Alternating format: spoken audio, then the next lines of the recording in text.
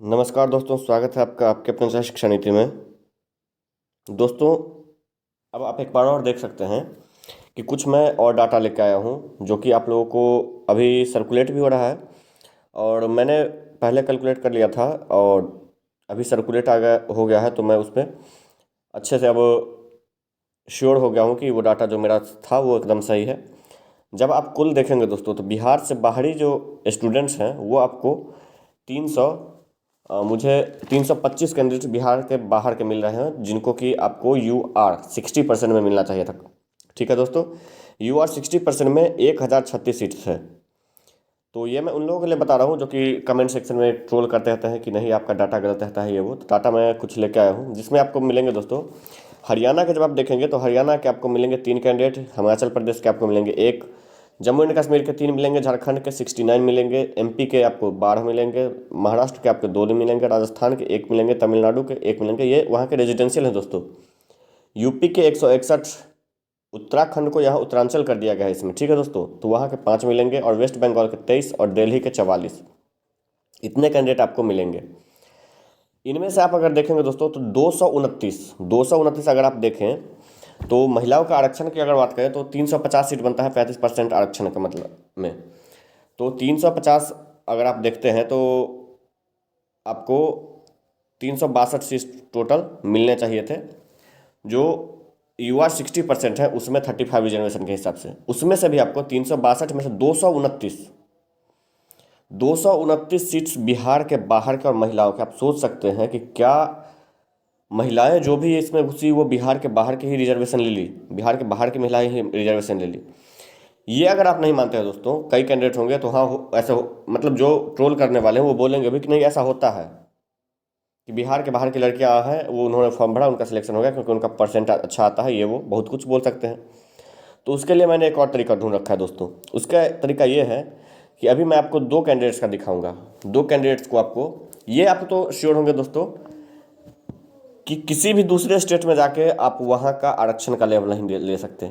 अगर मैं यूपी में कोई फॉर्म भरूँ तो मेरा सिलेक्शन अगर वहाँ होता है तो UR अनरिजर्व कैटेगरी में होगा।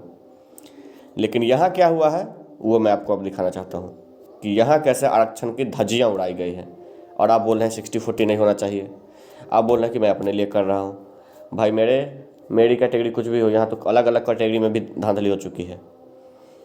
तो मैं सिर्फ यही मांग नहीं करता हूँ कि रिजल्ट को सही किया जाए, मैं समझता हूँ कि रिजल्ट बनाने वाले के खिलाफ भी SIT जांच करके उनको सख्त सज़ा मिलनी चाहिए। वो इसलिए दोस्तों क्योंकि आपने सरकार का लगभग कितना पैसा डॉक्यूमेंट वेरिफिकेशन के नाम पे खा गए। डॉक्यूमेंट वेरिफिकेशन में आपने देखा था कि टीम बनी थी और टीम हर स्टेट में भेजी गई थी, पूरा भारत भ्रमण कर लिया उन्होंने, और किया क्या वो आप समझ सकते हैं। 362 में 229 अगर बाहर के आते हैं जो महिलाओं के लिए सीट बनती है, तो आप ये समझ सकते हैं कि सिर्फ और सिर्फ 133 कैंडिडेट ही आपको जो महिलाएं हैं वो बिहार की हैं, और बाकी सारी सीट्स 35% रिजर्वेशन का बिहार के बाहरी को मिल गया। ये इसलिए भी दुखद है दोस्तों क्योंकि बिहार में का ही सीट और बिहार को ही नहीं मिल रहा, ये बहुत दुखद है। 325 अगर आप देखते हैं दोस्तों तो ये आपको 5% सीट आता है, 5% सीट आपको बिहार से बाहरी कैंडिडेट को मिल रहा है। ये भी एक बहुत बड़ी बात है। किसी भी वैकेंसी में, किसी दूसरे स्टेट के वैकेंसी में ऐसा नहीं होता। हाँ होते हैं, जैसे आप जानते हैं कि बिहार के बाहर झारखंड में 95% लागू हो चुका है, यूपी में 95% लागू हो जाएगा कि वहाँ के रेजिडेंशियल को मिलेगा। तो ठीक है, यहाँ भी हम मान सकते हैं 5% मिल गया। लेकिन उस 5% में ये नहीं होता है दोस्तों कि पूरा का पूरा सीट उनको ही मिल जाए, बिहार के बाहरी वहाँ के बाहरियों के। जैसे कि 5% सीट अगर दूसरे को देगा तो ऐसा नहीं है कि 1000 सीट में अगर 5% अगर देखते हैं आप तो 50, तो वो रिजर्व नहीं है दोस्तों। वो क्या है आपको बता देते हैं कि वो उसमें भी बिहार के अंदर के जाएंगे अगर उस 5% का कट ऑफ बाहरी वाले पार करते हैं। अगर आप यूपी में हैं और बिहार के होके वहाँ उस 5% का कट ऑफ पार करते हैं तभी, नहीं तो वो सीट्स भी वहाँ के लोकल को ही मिलेगा। लेकिन इसमें क्या हुआ है, फुल्ली 5% सीट आपको रिजर्व कर देगा, आप ले जाइए, कोई दिक्कत नहीं है। अब प्रूफ आपको दिखाता है कैसे उनको रिजर्वेशन का लाभ मिला है। तो यहाँ देखिए, तो दोस्तों जब आप रिजल्ट में दिल्ली सर्च करेंगे तो आपको 44 कैंडिडेट दिल्ली के मिलेंगे। अब उसमें जब आप चौथा देखेंगे कैंडिडेट, तो चौथा कैंडिडेट आप देखिए, यहाँ इसे आलोक रंजन है, सॉरी ये फीमेल कैटेगरी से है दोस्तों, फीमेल कैटेगरी है। और विपिन, ये आप देख लीजिए, ये रहा, इनको दिल्ली से इनका होम स्टेट है, होम डिस्ट्रिक्ट है वेस्ट दिल्ली, और इनको जो है बीसी कैटेगरी का लाभ मिला है। क्या दूसरे स्टेट में ये बीसी कैटेगरी का लाभ लेने के लिए एलिजिबल हैं, ये आप समझ सकते हैं दोस्तों।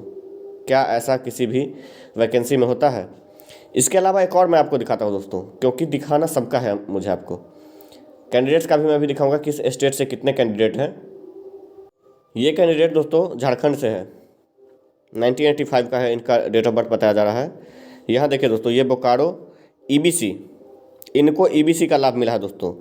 क्या ये दूसरे स्टेट के होकर बिहार में ईबीसी कैटेगरी का लाभ ले सकते हैं?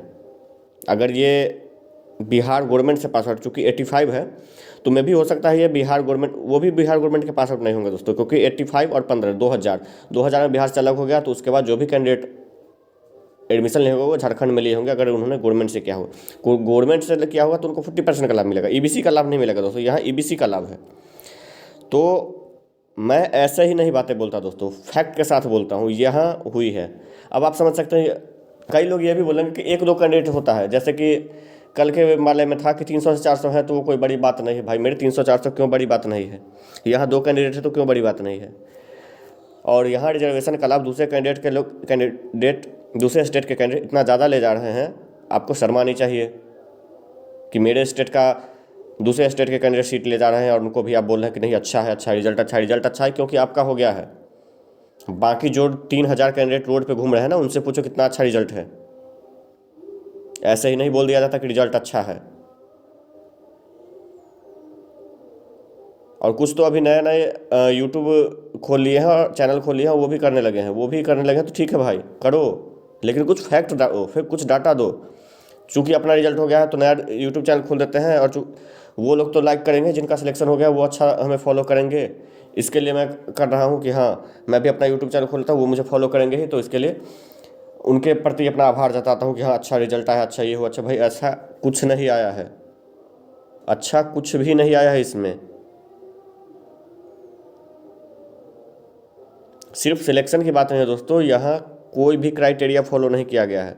अब आप समझ सकते हैं कि इसमें तो ये भी हो सकता है कि कई कैंडिडेट्स को, जैसे 300 आपको 229 सिर्फ बिहार से बाहर की महिलाएं हैं 362 में से, तो आप उनको ये भी कह सकते हैं कि ये महिलाएं वो हैं जिनको कि बताया गया आप सर्टिफिकेट बनवा लीजिए और मैं आपको करवाता हूँ।